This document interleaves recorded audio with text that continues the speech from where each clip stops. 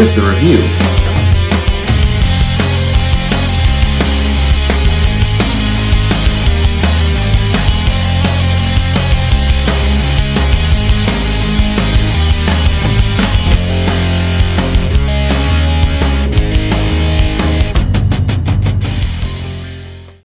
What's up, and welcome back to Interpreting the Stars, where today I am joined once again by Mike from the Z Reviews to talk about the third installment of our Superman series of reviews with the first infamous Superman movie. It's Superman 3.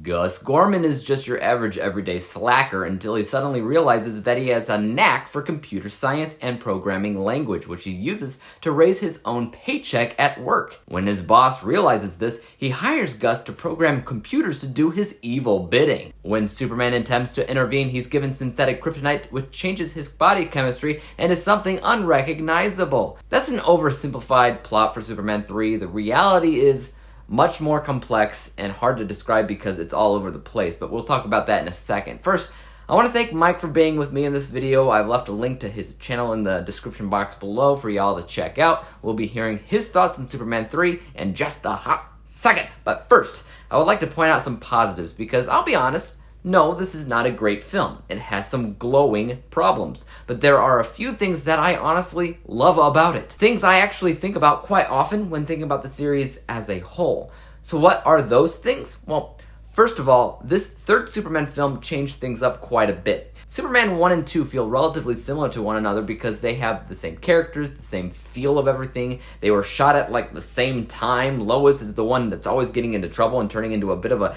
damsel in distress situation. But when it comes down to Superman 3, they put Lois in the background for a little bit, and Clark goes off to Smallville. He hangs out with an old crush, Lana Lang. Instead of Lois traveling to Smallville with him, he gets some one-on-one time with Jimmy, albeit not much, but Jimmy does get to be the damsel in distress for a little bit. They got rid of Lex Luthor altogether for a change to introduce a different villain, and last but certainly not least, Richard Pryor as this bumbling comedic character that's causing a ruckus. If you're purely looking at the casting, nobody can do Richard Pryor like Richard Pryor, so a lot of what he's doing here felt kind of fun, even though his character isn't very deep or unique. He was just cracking as many jokes as possible. But that's to be expected, as it is Richard Pryor after all, and even though this movie can be a bit too campy at times, I didn't mind his presence in this film. I also really love the synthetic kryptonite side plot in the film, which kind of turns Superman evil for a little bit before splitting Clark Kent and Superman into two, and then they have to face off against each other. I'm not even sure if that scene happens for real, or if it's a visual metaphor for Superman's intrinsic struggles,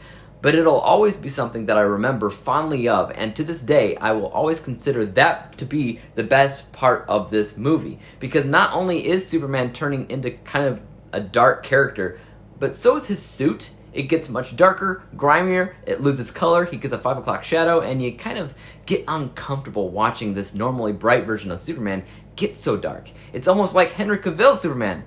I kid, but you get the point. Unfortunately, though, I think there's probably more negatives to talk about here than positives. But before I break those down, let's hear from Mike again for Superman 3. Take it away, man.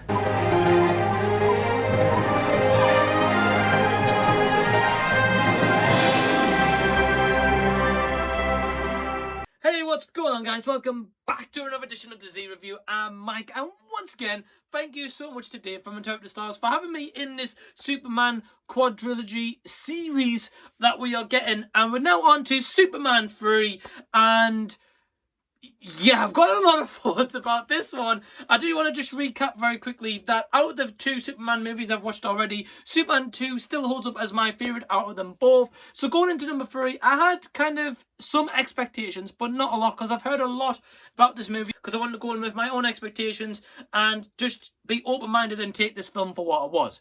So once again, we have Christopher Reeve returning again as Superman. We've got Margaret Kidder back as Lois Lane. We haven't got Gene Hackman as Lex Luthor this time, but we have got Annette O'Toole play Lana Lang, and we've also got Richard Pryor starring as Gus. So this film is once again directed by Richard Lister. It isn't by Richard Donner, who originally planned for 4 Superman movies and had a vision for those 4 movies as well. Because of Margaret Kidder's outspokenness of the Richard Donner firing, Richard Lister relegated her appearance on this film to 12 minutes only. And I believe, to an extent, that worked out okay for me personally. I didn't think it was a terrible decision. I think it could have been very interesting to see what they would have done with her if they were to have her portray Lois Lane a lot more in this movie. However, I will say that not all this film is terrible. I didn't come away and absolutely hate this movie. I don't think of it very fondly compared to the first two movies. So let's get into the positives of this movie. Christopher Reeve as Superman is awesome in this movie. I love the part where he is facing off with his kind of self, where it's a Superman v Superman battle, and they change the colours on Superman, where Christopher Reeve is Clark Kent in this scenario. The colours are changed. He also has kind of like a rough tone to his face, and he looks as if he's growing kind of like a facial hair, a bit more of a rugged look, which comes across on screen as difference between the two appearances, which I liked, and they're not both kind of like a baby face, clean shaven in this battle, so I really liked that part, and that was definitely one of the highlights in this film for me. The battle between Superman v Superman was awesome, and if they had focused a bit more on that kind of plot, I felt like this film would have been a lot stronger, but overall it's a convoluted mess. So yeah, firstly, Christopher Reeve is awesome in this. I also didn't mind Annette O'Toole as Lana Lang, and I really like kind of the side plot what we get about Christopher Reeve's character of Clark Kent going back to Smallville, and we learn a lot more about kind of his roots as well, going back into a high school reunion. And I like that it kind of set up the timeline a little bit, and it gives us a bit more of a backstory about the Superman character in his teenage years, because we don't really get a lot of that in the previous two movies as such. And introduced Lana Lang into this because I thought that her character was actually pretty good, and I actually cared about her character and a kid. Yeah, so I really liked that side of the plot in this, and I felt like the absence of Lois Lane wasn't a huge miss for me, and I felt like the Lois Lane parts that we got in this movie wasn't really needed. Yeah, I appreciate that. It explained that, you know, she went on a vacation. The reason for her not kind of being in this movie, I get that part. But overall, I didn't really miss her performance in this. I felt like without her in this, I wouldn't have really cared, being honest with you, compared to the first two Superman movies, because I felt like Superman 2 kind of wrapped up the story between Superman and Lois Lane. The only other part I liked of this movie was kind of the first opening 20 minutes, because they kind of did a completely different intro than we got in the first two Superman movies. And don't get me wrong, it was kind of like a slapstick comedy style, and kind of maybe set the tone for this movie as such, which has faced a lot of criticism, and that is kind of a gripe I do have. But the first 20 minutes for me was actually really entertaining, and I like that it was different to what we've had already, and not just like a 5-minute sequence of just title cards going through the screen.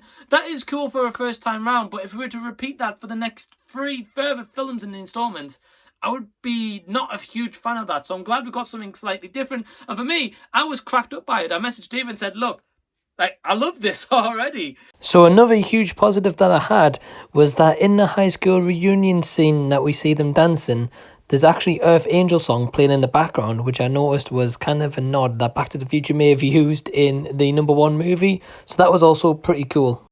But it's a shame that after the first 20 minutes, and this is where my gripes come in, after that kind of first initial 20 minutes, we get kind of like a comedic, campish tone for this movie. But then at some point it then wants to turn around and be serious again. And I felt like the tone in this film was completely off. And I don't think it helped with Richard Pryor's casting. Don't get me wrong, the guy is a great actor. And at the time he was a huge name, so I understand why they brought him into this. He accepted a $5 million role for this film, so I get why he did it. But I just felt like his character in this was written poorly. It was kind of like a typical Richard Pryor slapstick comedic performance, which doesn't work well in a Superman film. I get that it kind of brings back the Ned Beatty comedic style that we got in Superman 1, and I like the Ned Beatty character, but I just felt like the Richard Pryor replacement wasn't great, and it wasn't done, and he's gone on record to say that he regrets actually doing that role for Superman, and he knows he wasn't right for the movie. Overall, this movie has got such a weak storyline. There wasn't one point where I felt like, right, Clark Kent was really in trouble. The only time I kind of slightly felt that was when it was a Superman v Superman battle, which again, I loved. I think that was definitely the best part of this movie. And if they explored that a little bit further with this whole supercomputer that they had at the end, which is just ludicrous, absolutely stupid part of the plot. But if they had kind of some integral part of that, maybe Lex Luthor controlling this computer because he knows that he can't beat Superman without kryptonite, or if he managed to make evil version of Superman fight our protagonist Clark Kent, but the only way to beat Superman was actually with himself, using himself as a weapon as such, I felt like this plot would have played out a far lot better, and this film wouldn't have got maybe as slammed as it did. So apart from the Clark Kent and the Lana Lang characters in this movie and Lana Lang's child, I didn't really care about the rest of the cast, and it's just such a shame because the first two Superman films were built up pretty good. The plot lines was pretty good, intertwined in each other, but in this movie, I felt as such it wasn't really a Superman movie, and I felt as if the first two movies were kind of thrown completely out of the window. We got a fresh take into the Superman entry with this third installment, which sometimes can be a beneficial thing because you've got to move the story forward, get past the first two or first one movie that makes a series so predominant and memorable.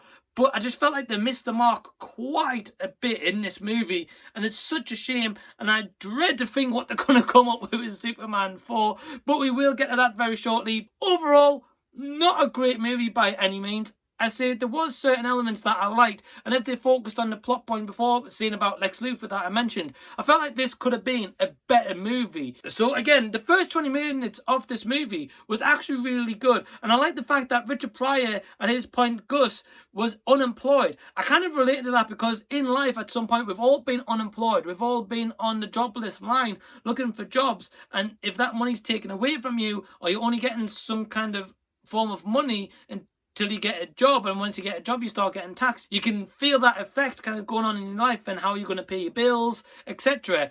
That part was really relatable, and I wish if they kind of kept that storyline but made Richard Pryor more of a serious character and give him a chance to break out into more of a serious role. That could have also benefited this film massively. And overall, this film at parts was okay. It wasn't the best, but I just felt like this was a huge step down from the first two Superman movies. This one was definitely the weakest plot so far, and because of that weak plot element and just the tone of this film and the structure of this film suffers quite a lot, and it's just such a disappointment as I've enjoyed the first two installments. But Dave, man, thanks once again for having me in this video. I really appreciate it, and I'm dying to see Superman 4. I dread to think how that one's going to turn out, but we're going to get there. So Dave, back to you, my man, and your thoughts on Superman 3. Thanks to Mike once again for being here for this Superman franchise, and your thoughts on Superman 3 were pretty much everything I could have hoped for. We definitely agree on a lot of what makes this film silly, which is great, and a lot of what sometimes makes it awesome. Like what I mentioned before with Superman vs. Clark Kent. That's one of my favorite scenes in the entire franchise, and I love how worried you are about Superman 4. And you should be, because that's the only Superman movie that I can think of that I don't recall ever having a good time with, other than, Reeve in the role, which I can't ever complain about. Anyways, there's not much that I can add as far as negatives for this movie. You definitely covered a majority of that, because it is a convoluted mess. It is. One thing that I wanted to mention, though, is the villain. They got rid of Lex Luthor, but not really. This guy was clearly written for Gene Hackman. He was basically Lex Luthor with a different face. Same motivations, same James Bond villainous plot, same everything. So even though I like when films change things up and make things different, you have to at least reflect that idea in the script. Otherwise, there really is no actual change. So I didn't love the villain here. Also, this is a big one, the stuff in Smallville. Like you, Mike, I also agree that it's really cool to see what's going on in Smallville. I've always loved Smallville in general. I like the TV show, I have it on DVD, and of course Annette O'Toole as Lana is a lot of fun given how she plays Martha in the TV show. But I have words about this. In general, Clark is allowed to crush on Lana, but once he meets Lois, that's it. There's no one else for him. It's always been another aspect of Superman that makes him an inspiration, but Lois is tossed in the background like she's last night's leftover garbage. I don't know, it's a film that I'm often bittersweet about because I do like the split personality thing with Superman, but the plot is all over the place and hard to follow at times, especially the oil part. I just don't get it. And the end battle with the supercomputer, that's just... none of that's good. But again, there are things that I like, just like you, Mike. So let's go ahead and break down my final score. My unbiased score is fine. It's not a film that's super memorable with anything going on behind the scenes. The musical score is no longer super memorable since it's no longer John Williams. The visuals of Superman flying is, it's fine. The score is mostly down to the middle. The only thing that really impressed me is Superman's dark suit, 5 o'clock shadow when he was not feeling like himself. That was a smart choice. This score is 64%. My bias score isn't horrible because I can't get over the fact that this movie actually contains one of my favorite Superman moments of all time. But a lot of it isn't as good, so this score is 74%. Averaging out the two scores together, we come to the final rating of 69%. 69 out of 100 possible stars, or a D-letter grade. So even though it passes, it's a pretty low score for Superman. But if you've seen Superman 3, let me know your thoughts on it in the comment section down below. And as for YouTube, you guys know what to do. Hit that like, subscribe button, and bell to be notified when I come out with my next review. And until then, peace out. Dave examines movies we just watch for fun. Davey is the expert. He is the #1 critic that I go to when I need a movie pick. Thanks for joining up with us.